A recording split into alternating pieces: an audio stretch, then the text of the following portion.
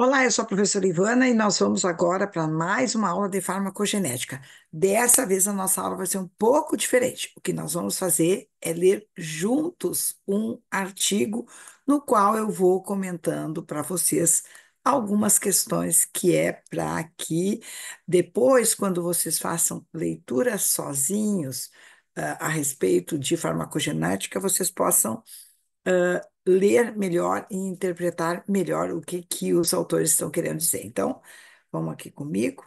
Eu vou compartilhar com vocês aqui, ó, a minha tela.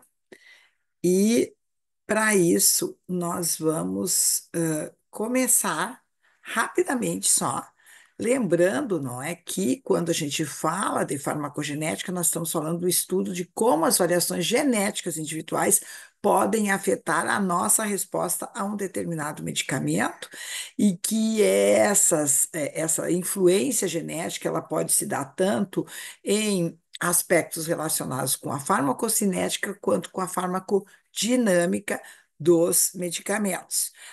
Também vale lembrar aqui que, quando nós falamos no medicamento, nós estamos falando naquele que foi desenvolvido a partir da determinação da faixa terapêutica, das concentrações terapêuticas, e que concentrações maiores geralmente podem causar efeitos adversos e indesejáveis às pessoas, e menores pode não ter efeito. Entretanto, como eu já destaquei nas aulas passadas, tem pessoas que a faixa terapêutica pode ser mais alongada, e porque senão não tem efeito, e pode ser que os efeitos tóxicos ainda apareçam em concentrações que seriam consideradas terapêuticas para o resto das pessoas.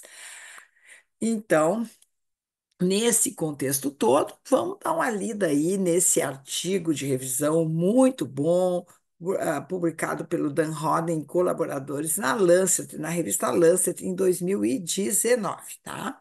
Então, eu vou começar comentando aspectos que esses autores destacam, né? Que, em primeiro lugar, princípio básico da medicina clínica. Os pacientes vão ter variações em sua resposta aos medicamentos. E aí, assim, as doses eficazes em alguns não serão inevitavelmente ineficazes ou causarão reações adversas a medicamentos em outros pacientes.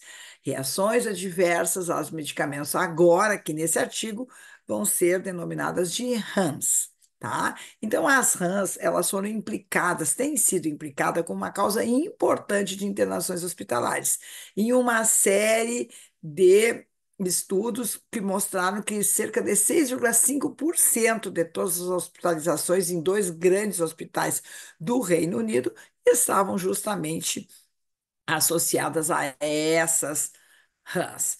Na década de 90 também foi feita uma grande pesquisa que sugeriu que as rãs seriam responsáveis e estariam entre a quarta ou a sexta causa de mortalidade intra-hospitalar nos Estados Unidos. Depois de uma década, a situação continuou similar, o que mostra que ainda nós temos um caminho muito grande a percorrer para que a gente possa diminuir esses índices. Bem, então os autores ainda colocam que quando a gente vai falar de consequências da falta de eficácia farmacológica, não vamos mais falar de mortalidade, os dados disponíveis são ainda menores, tá? Aí, o que pode acontecer quando eu tenho uma concentração ineficaz, como é o caso de medicamentos utilizados para hipertensão, arritmias e depressão. Essa alta carga de falta de eficácia pode acabar, então, fazendo com que surjam complicações decorrentes dessas doenças. Por exemplo, se especula que a terapia antidepressiva ineficaz pode aumentar o risco do suicídio, assim como, por exemplo, poderíamos ter aumento aí de um AVC, de um acidente cerebral, né? Se eu não estou tratando corretamente a hipertensão, se ela não está controlada. Bom, então, o que que os autores comentam quanto a essa questão dessa falha, né? Então, a falha da terapia medicamentosa, ela pode estar associada à variabilidade da resposta e pode envolver, então, uma falha no mecanismo, pode envolver também interações medicamentosas relacionadas com a doença, ou também problemas de baixa adesão e erros no sistema, né? Que fazem com que haja falha de tu administrar a dose correta ao paciente. Bom, mas em alguns estudos nós vamos ter essa falha e o aparecimento de rãs também associados a raças e etnias, que na realidade, né, essas pessoas compartilham algumas similaridades genéticas importantes, e isso tudo faz com que eu não tenha assim uma grande uniformidade na resposta a um determinado medicamento. Tem muita coisa, então, aí que pode causar ruído, ou diminuindo a sua eficácia, ou aumentando a sua toxicidade. Bem, então. Dentro desse contexto, os autores propuseram como objetivo da revisão abordar como a variação do genoma da linha germinativa, ou seja, do genoma que vai ser, a variação que vai ser passado de pai para filho, pode afetar respostas ao medicamento, tá? E aí, eles já vão comentar algumas questões importantes que eles. Peraí, deixa eu só tirar daqui. Que eles chamam de mecanismo subjacente às respostas variáveis aos medicamentos, tá? Aí os autores vão começar a sua revisão fazendo uma breve descrição daqueles eventos históricos que levaram, então, à, à consolidação da definição da farmacogenética. Então, eles comentam que o Sir Archibald Garrett, lá na Inglaterra, foi quem inicialmente desenvolveu um conceito muito importante chamado erros inatos do metabolismo. E esses erros inatos do metabolismo fazem com que as pessoas tenham uma variação genética que afete o seu metabolismo. E isso foi mais ou menos um século atrás, baseado principalmente em reações incomuns que as pessoas tinham a determinados tipos de medicamentos, algumas pessoas, ou até mesmo a um determinado alimento. Daí, durante e logo após a Segunda Guerra Mundial, os primeiros casos de RANS, que são essas reações adversas aos medicamentos, geneticamente determinadas, passaram a ser descritas. Que casos foram esses? Vamos lá ver, tá? Então, opa, passei demais, tá? Um dos primeiros casos descritos foi a chamada anemia hemolítica em soldados afro-americanos com deficiência de uma enzima, que é a G6PD. Aí, quando esses soldados eles eram instados a tomarem remédios antimaláricos, né, por conta da malária, aí podia surgir essa anemia hemolítica, certo? Também alguns outros pacientes desenvolveram hipertermia maligna, um febrão enorme, descontrolado, durante um processo anestésico, então associado a uma anestesia. Outros também apresentaram paralisia prolongada quando a succinilcolina era administrada, porque eles tinham também a deficiência de uma enzima. Bem, então tudo isso, né, essas evidências cumulativas, acabaram levando que dois pesquisadores, um americano e um canadense, propusessem o termo farmacogenética. Então, farmacogenética foi cunhado pelo Montusk, da Universidade de Washington, nos Estados Unidos, e pelo Kellogg, da Universidade de Toronto, no Canadá. Aí, o que que nós precisamos também comentar a esse respeito? Esse termo, então, farmacogenética, ele foi cunhado ainda na década de 50, não é um negócio moderno, tá? E ele captura a ideia de que variantes de DNA de grande tamanho e defeito contribuem de forma importante para uma variação na resposta dos indivíduos. E aí, a partir desse momento, com o avanço da tecnologia de biotecnologia e genômica, também começou a ser possível nós observarmos o quanto um fármaco poderia modular a expressão dos nossos genes, das nossas proteínas, independente da nossa variação genética. E aí, então, é que foi posteriormente cunhado o termo farmacogenômica, que agora é usado por muitos para descrever a ideia de que múltiplas variantes em todo o genoma de diferentes populações afetam a resposta aos medicamentos, mas que, na real, a gente entende hoje a farmacogenômica como isso que eu falei para vocês aqui. Então, a International Conference né, de Harmonização, que é um consórcio mundial, ela define a farmacogenômica como estudo de variações das características do DNA e do RNA relacionadas às respostas aos medicamentos, e farmacogenética como estudo de variações na sequência de DNA relacionadas às respostas ao medicamento. Ponto. Então, assim, ó, primeiro vai surgir os erros inatos no metabolismo, depois evolui o conceito de farmacogenética e agora o conceito mais próximo de farmacogenômica.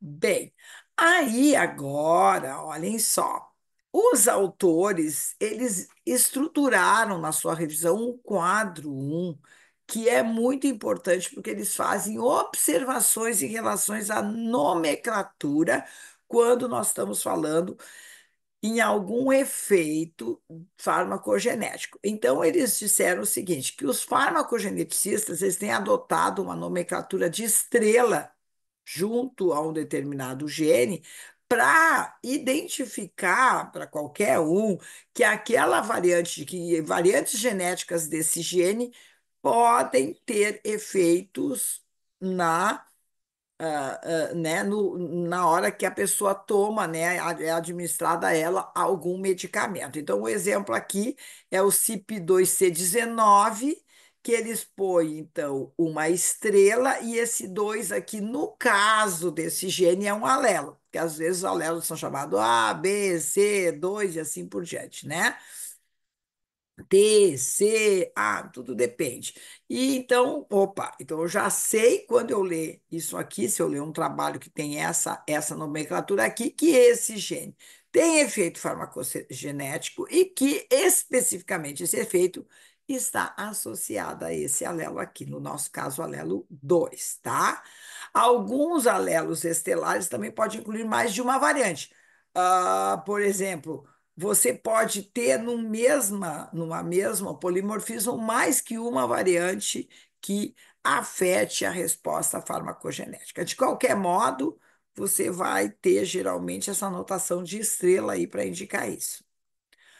Bom, tá? Então, acontece que os autores também destacam que, embora essa nomenclatura de estrela seja utilizada, também existem outras designações, como usar o RS atrás para dizer se ele está ou não associado a um efeito farmacogenético, tá?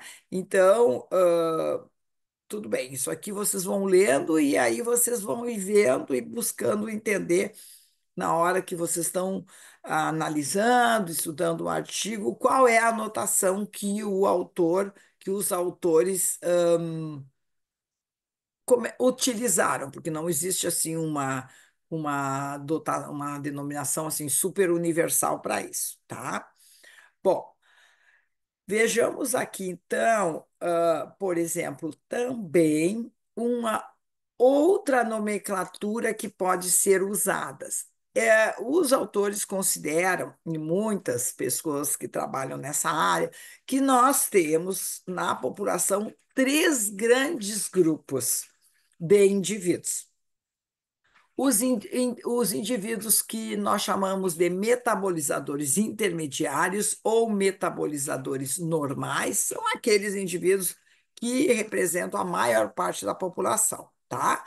É administrado remédio, está tudo dentro da faixa terapêutica, tudo certo, tá?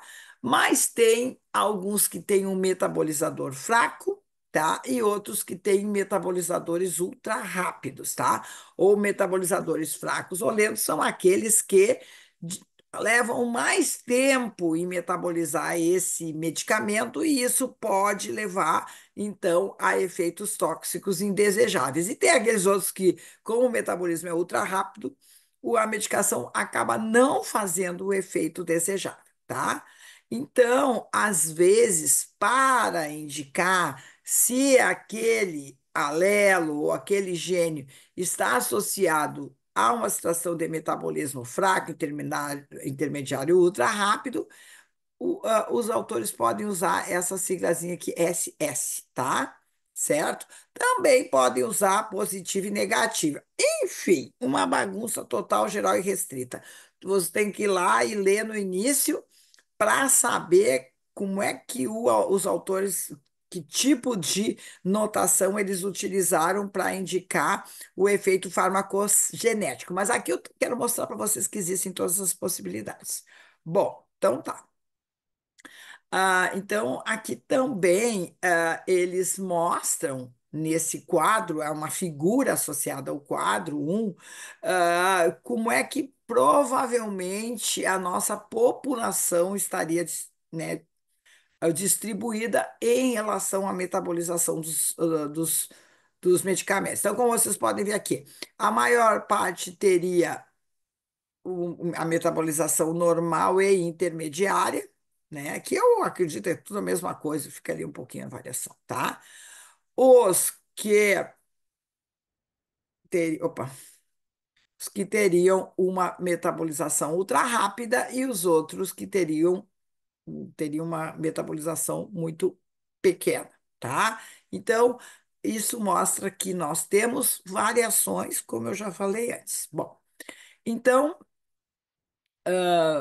como eu comentei com vocês antes, a farmacogenômica pode afetar tanto os aspectos da farmacocinética como da farmacodinâmica. Então, em termos de farmacocinética, nós podemos ter genes, variabilidade genética, que acabe alterando a absorção, a distribuição, o metabolismo e a eliminação de um determinado fármaco devido à nossa variante genética, tá? E no caso da farmacodinâmica, provavelmente, tá, ele pode refletir aí uma interação do medicamento ativo com suas moléculas efetoras ou outros mecanismos, trazendo então uma resposta que não era a desejada. Geralmente, os primeiros exemplos de farmacogenética que foram descritos estavam associados à farmacodinâmica do medicamento, tá? Então, vamos dar uma olhada aqui o que que eles falam sobre isso, né? Eles falam sobre os mecanismos subjacentes, subjacentes às respostas variáveis aos medicamentos, tá? E eles dizem o seguinte: com o desenvolvimento de metodologias robustas para medir as concentrações de fármacos e seus metabólitos no plasma e em outros lugares, e essas metodologias elas foram desenvolvidas entre a década de 60 e 70, surgiu a capacidade de se definir então os outliers farmacocinéticos, ou seja, aqueles que tinham concentrações plasmáticas excepcionalmente altas ou excepcionalmente baixas, as pessoas que então estavam fora da curva esperada, tá? E aí, por sua vez, isso levou aos estudos que definiram, então, né, os principais genes associados a a metabolização e o transporte dessas drogas, tá?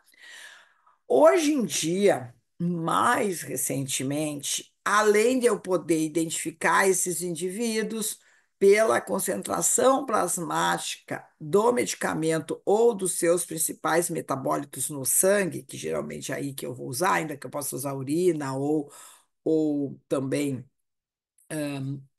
como é que se diz, saliva, outras técnicas mais, digamos assim, mais avançadas passaram a ser utilizadas para identificar esses indivíduos. Uma delas é a associação genômica ampla, né, que a gente, no inglês, a gente vai chamar de GWAS, tá? Que validaram o papel, então, de genes candidatos e identificaram novos lotes, novos genes que poderiam, então, ter efeito farmacogenética. Mas aqui eu chamo a atenção que o GWAS não é usado como método diagnóstico individual. Ele geralmente vai ser utilizado para se identificar potenciais genes com efeito farmacogenético. Daí, aqui na tabela 1, os autores, eles justamente fazem a descrição de alguns medicamentos que têm os seus efeitos alterados associados a alguns genes. Por exemplo, aqui, né? A CYP-PC19 com o clopidogrel que eu falei na outra aula, certo? Aqui, ó, CYP-C9 com a varfarina, né? A CYP2 D6 com a codeína, entre outros, com tamoxifeno, e assim sucessivamente, tá? Ou seja, isso significa aqui nessa tabela que cada um desses genes possui alguma variação que afeta ou a eficácia ou a segurança desses medicamentos que estão colocados aqui. Bem, então, quais seriam segundo os autores, os dois cenários que ilustram como essas variantes poderiam afetar a resposta. O primeiro é com a administração de um profármaco, que é uma substância farmacologicamente inativa que requer bioativação do fármaco para atingir o seu efeito terapêutico. Então, eu tenho uma prodroga, uma medicação, uma prodroga, só quando ela entra, né, ingressa no meu organismo, é que ela se torna metabolicamente relevante, tá? Daí, nesse caso, por exemplo, eu vou dar o exemplo da codeína, né? Que a codeína, quando nós administramos no paciente, tomamos, ela vai ter que ser metabolizada pelo gene CYP2D6, tá? Para que ela tenha função, uma função normal. Ou seja, que ela ative agora ative não, que ela produza a forma ativa dela, que é a morfina, né? Então, na maior parte das pessoas, ela vai tomar essa dose de codeína, a CYP2D6 vai metabolizar ela e vai transformar na concentração desejada, que é a morfina. Entretanto, tem pessoas que vão ter uma função aumentada e, portanto, a concentração da morfina vai ser muito mais alta, e outras que vão ter uma função diminuída e a concentração da morfina vai ser baixa, e tem casos que pode ser que não funcione a CYP2D6, então eu não tenho a morfina ali para, né, causar um efeito e diminuir, por exemplo, a dor do paciente. Então, tudo isso aí, uma droga só, olha só, um fármaco só, e olha tudo que a gente pode ter se eu tiver uma alteração genética no gene CYP2D6, tá? Então, de novo aqui, ó, essas eu vou comentar um pouquinho da proteína, mas também do clopidogrel que eu já tinha falado. Então, geralmente, nesse caso, eu vou ter uma variação genética em uma única enzima, né? E aí isso pode resultar na perda de função, uma função muito maior, tá? Esse é o caso da codeína que eu falei e do medicamento antiplaquetário que eu também dei de exemplo na minha aula, numa outra aula de farmacogenética que eu deixei disponível para vocês. E nesse caso, né, ele vai estar associado ao CYP2C19. Bom, vamos ver agora mais algumas informações que esses autores estão dando sobre essa questão de farmacocinética. Então, eles colocam assim, ó, embora esses efeitos estejam bem estabelecidos e contribuem para a percepção de que variantes farmacogenéticas constituam frutos fáceis de serem colhidos, a coisa não é bem assim, né? É bem difícil a gente realmente conseguir identificar as variantes e realmente poder transformar esse conhecimento em uma medicina personalizada, ou seja, eu conseguir medir isso rapidamente para poder ajustar a dose ou até mesmo o medicamento, tá? E aí eles voltam aqui também a dar como exemplo o caso clássico do clopidogrel, tá? Que o aumento da dose pode resultar em um efeito antiplaquetário, principalmente nos heterozigotos, porque eles ainda têm uma atividade CYP19. Por outro lado, né, o aumento da dose ela não gera efeito antiplaquetário nos indivíduos homozigotos, porque simplesmente a variante não produz essa enzima. Então, daí, a pessoa que está tomando clopidogrel, geralmente pessoas com doença cardíaca e que querem prevenir AVC, ou mesmo indivíduos que tiveram AVC e que a gente quer impedir que ocorra outro evento, eles acham que eles estão tomando aquele remédio e está fazendo efeito antiplaquetário e não estão, porque eles não têm a genética para isso, tá? Aí também, aqui, ó.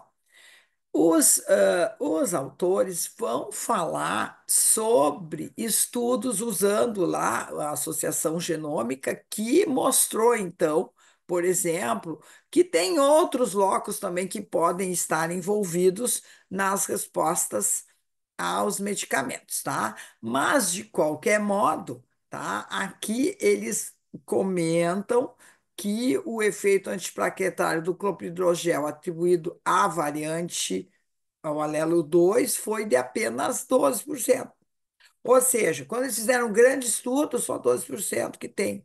Tá aí. Então, por que que os outros não estão funcionando, né? Então, por isso que eles ah, sabem que necessariamente, às vezes, não é só um gene ou uma variante aí que está interferindo na resposta farmacológica a um determinado medicamento da pessoa, tá?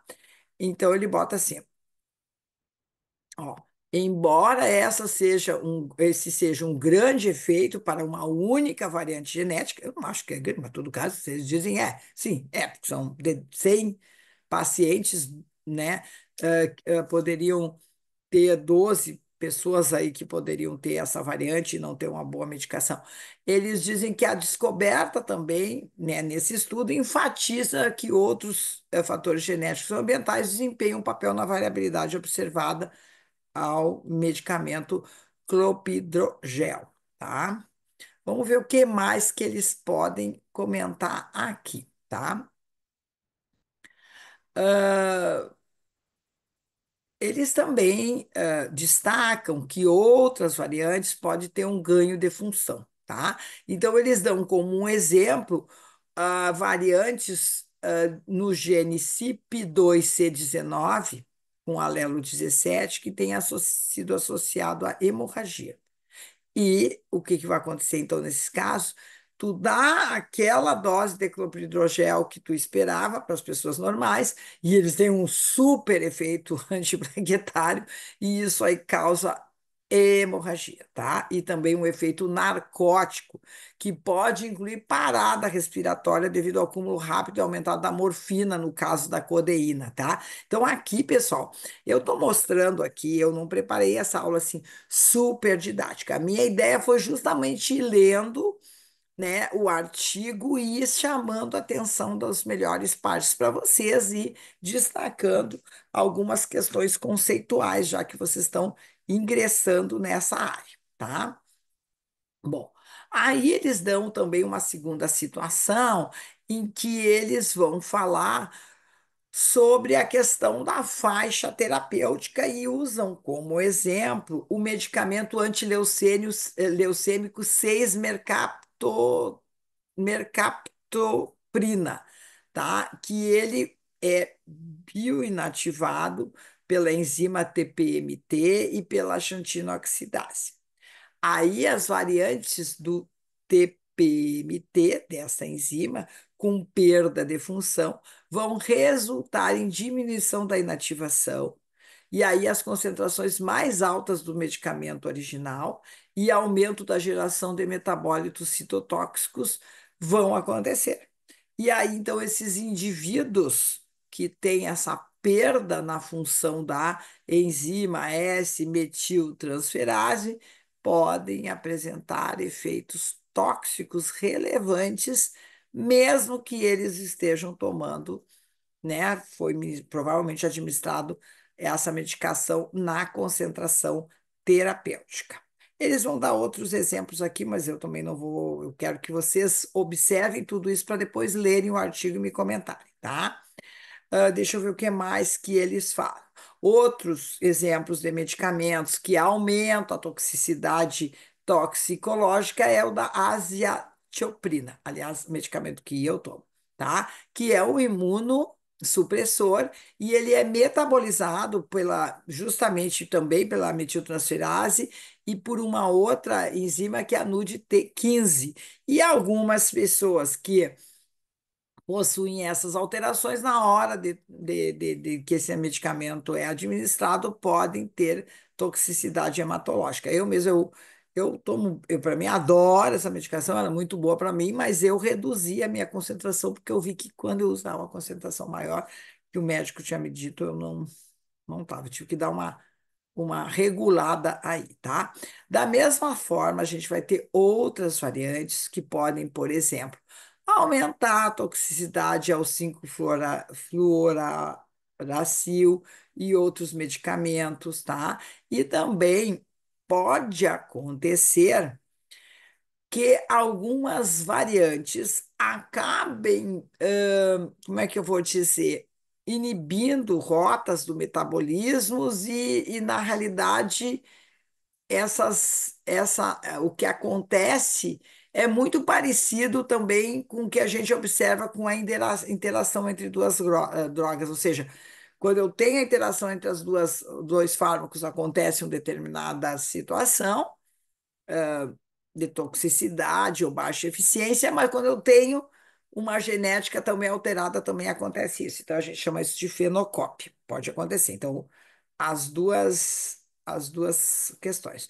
Bom, então eu vou falar um pouco aqui da função da metiltransferase, justamente relacionada com a aziatioprina e o medicamento 6-mercaptopurina, tá?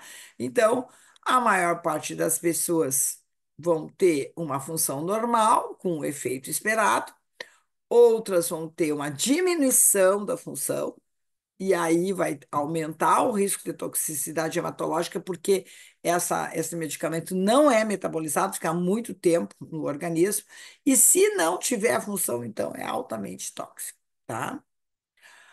Bom, aí voltemos aqui para a fenocópia, tá? E que ele vai comentar aí uns casos relacionados, tá? Daí vocês vão ler a esse respeito.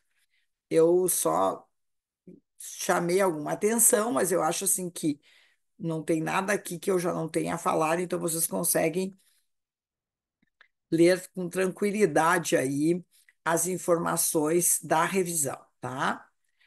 Deixa eu ver o que mais. Também ele aqui cita o caso da varfarina associada a CYP2C9, que daí vocês também vão ler. E deixa eu ver o que mais, varfarina de novo. Deixa eu ver, tá? E aí depois eles retornam aqui, ó, os autores retornam a comentar algumas variações farmacodinâmicas, lembrando aqueles casos lá iniciais lá, como é o caso da anemia hemolítica, que foi descrita já ainda na Segunda Guerra Mundial, né? E aí eles também comentam que esse risco estaria associado a alterações, principalmente em genes como o RYRI e o CACNA-IS. Ai, meu Deus do céu, esses nomes, tá?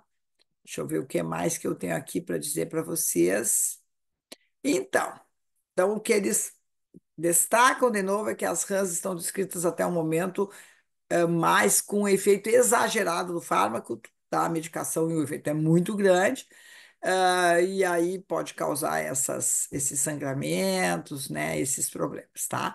E então a gente diria que essas rãs seriam do tipo A, e as do tipo B seriam o contrário, tá? Tipo, não tem, não é tão. Não, peraí, é grave sim, peraí, que eu aqui eu troquei, tá? Deixa eu ver aqui, porque eu troquei. A B é quando tem uma alta, uma resposta piorada ainda, tá? E aí, dos efeitos adversos que pode acontecer é este daqui, que é bem problemático, que é a síndrome de Stevens-Johnson, que é a necrólise epidérmica tóxica, tá? Ela está associada a reações de hipersensibilidade cutânea grave. Os fármacos, especialmente sulfas, anticonvulsionantes e antibióticos, são as causas mais comuns e aí aparece mácula no corpo que rapidamente se disseminam e depois elas coalescem, causam bolhas epidérmicas, necroses e escaras. Então, é uma situação bastante complicada que pode estar associada, então, a um efeito farmacogenético, tá? Deixa eu ver aqui qual outro. Ele vai citando vários exemplos para vocês. Eu gostaria que vocês lessem o artigo porque vale a pena, porque ele dá uma visão geral aí de coisas importantes, tá? Aí ele dá também um exemplo de hepatotoxicidade relacionado ao antibiótico flucloxacilina e o gene HLB e no alelo 57.01, tá? E também dá outros exemplos de farmacocinética associado ao anticonvulsionante fenitoína sódica. Também ele vai falar sobre a perda de função, né, de alguns genes, de novo, voltando para metiltransferase, tá? E aí, deixa eu ver o que mais que eu tenho te dizer. Ele vai mostrar para vocês alguns estudos epidemiológicos relacionados com medicamentos, de novo retornando ao clopidogrel, e um estudo que foi feito com mais de 7 instituições inglesas, com 1.815 pacientes, que tiveram mais eventos cardiovasculares se tratados com clopidogrel em comparação com o tratamento de fármacos alternativos aí mostrando que essas pessoas tinham alguma variação genética. Mas mesmo assim, nesse caso, ainda não existe assim um consenso para te usar o clopidogrel e para isso tu fazer um exame farmacogenético anterior, tá? Deixa eu ver o que mais nós temos aqui. Deixa eu ver. Aí ele vai falar também da associação do gene HLB com polímero 57 com o abacavir, que é um medicamento antirretroviral, tá? E que foi retirado de tratamento se o alelo tivesse muito, nas populações que o alelo tivesse muito presentes, tá? Deixa eu ver o que mais que a gente pode comentar. Ele vai falar também sobre a relevância da ancestralidade, que pode, então, aumentar ou diminuir o risco de efeitos farmacogenéticos de determinados medicamentos, tá? E aqui, então, eu vou passar para o próprio artigo, aqui o artigo, tá? Porque eu quero mostrar para vocês, deixa eu tá, já tá. Eu traduzi para ficar mais fácil. Que aqui, ó, eu fui mostrando para vocês as figuras, né? E fui comentando a maior parte dos resultados apresentados pelos, autores. O que eu gostaria de destacar para vocês, tá aqui, ó, é que é o final aqui do artigo, que diz o seguinte. Vamos ver se vocês conseguem ler. Vou aumentar um pouco de tamanho para a gente poder ler juntos. Então, aqui, ó, diz assim: cadê? Adoro que às vezes a gente se perde. Aqui, ó. O futuro. O campo da farmacogenômica, que na realidade é genômica farmacológica, ficaria melhor. Até o momento se concentrou um número relativamente pequeno de variantes comuns e de alto tamanho de efeito. O espectro de tamanhos do efeito de variantes farmacogenômicas varia de heterozigotos com alelos de redução de função a homozigotos que têm alelos com perda completa da função, em genes críticos para a disposição de medicamentos individuais. Esse espectro de tamanho do efeito complicou o projeto, complica, e a condução de grandes ensaios clínicos, que geralmente se concentram em medicamentos individuais. Então, a ciência genômica está fornecendo novas ferramentas para se entender a variabilidade na resposta aos medicamentos. Uma área óbvia é o uso crescente do exoma, né, dos exons, ou sequenciamento do genoma, com o reconhecimento concomitante de um número muito grande de variantes raras de sentido incorreto em todos esses genes. Esse é um problema, a gente não sabe assim, tudo que tem, né?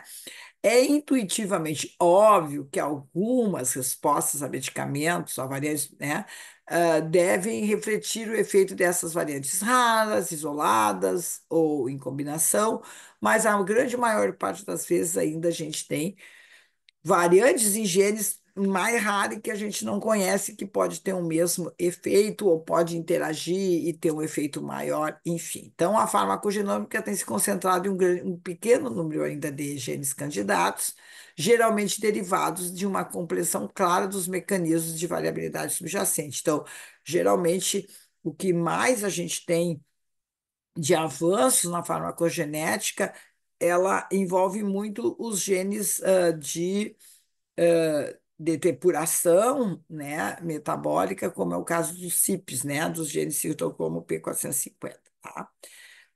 E aí eles vão comentando várias questões, né, mas eles finalizam o seu artigo dizendo isso, que a variabilidade na resposta, em particular no risco de RAM, é uma característica quase inevitável da terapia medicamentosa contemporânea e inclui um componente genético predominante, ou seja, a gente está caminhando cada vez mais em direção a incluir esses diagnósticos genéticos rápidos que a gente vai poder comprar na farmácia, que nem o do clopidogrel que a gente viu na outra aula, para poder ver que tipo de variante a gente tem e, a partir daí, o médico prescrever a melhor concentração para o nosso caso e, às vezes, o melhor medicamento, tá?